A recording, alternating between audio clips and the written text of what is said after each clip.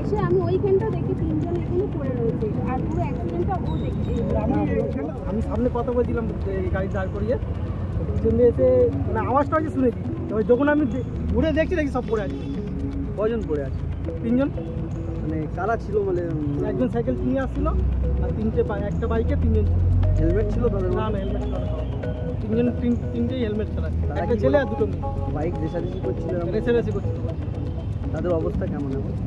সাইকেলের অবস্থা তো খুব খারাপ, আর দুজনের ইনজয়েড হয়েছে, খুব ভালো ইনজয়েড হয়েছে। সাইকেলকে ধাক্কা মারতে সাইকেল ধাক্কা মারতে সঙ্গে সঙ্গে